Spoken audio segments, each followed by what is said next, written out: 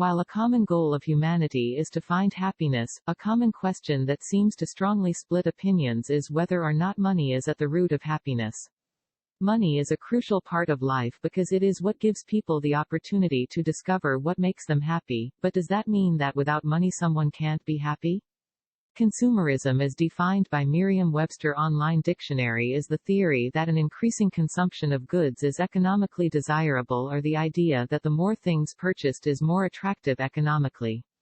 With that being said, many companies have found ways to trick people into thinking that if they just had more money, then they could buy that thing that makes them happy. Take phone companies. Every year they come out with the latest and greatest, which makes everyone happy. Until the next year the newer version of that phone comes out with that now new feature you didn't know you wanted or needed. So, what do? You go and get that new phone because that new emoji is worth dropping $1,000 for. Sure, for a couple weeks you are at an all-time high, but what happens after that? There's nothing that has drastically changed, so you're not so happy anymore. Take an example from Dr. Anna Labina, a lecturer at the Ruffles College of Higher Education in Singapore. She tells a story of her friend who could have all the riches one could desire, but still he wasn't happy. Dr. Labina claims that from an evolutionary point of view, just because you can buy whatever you want, doesn't mean it will improve your happiness. However, there are two sides to the literal and figurative sides of the coin. Money isn't the big scary monster that seems to torment those who struggle to obtain it.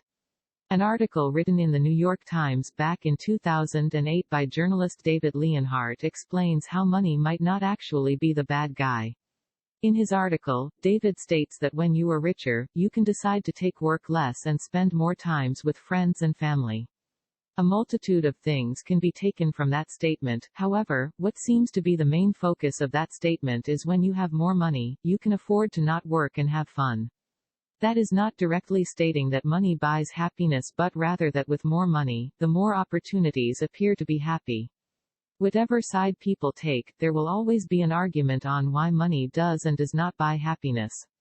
But what can be said is that money is not the same for everyone. Just like no two people's fingerprints are alike, their definition of happiness is just as unique. Going back to Merriam-Webster, the definition of happiness is a state of welfare, being, and contentment. In other words, being happy is being satisfied and not missing anything. Being satisfied is what separates those who believe that money can solve all their problems and those who don't. While the solution for this issue does not seem to be coming anytime soon, a remedy for the time being would be to stop judging and comparing ourselves to what others have and don't have, because for all you know, the person with the biggest smile could be the most depressed person you have ever met.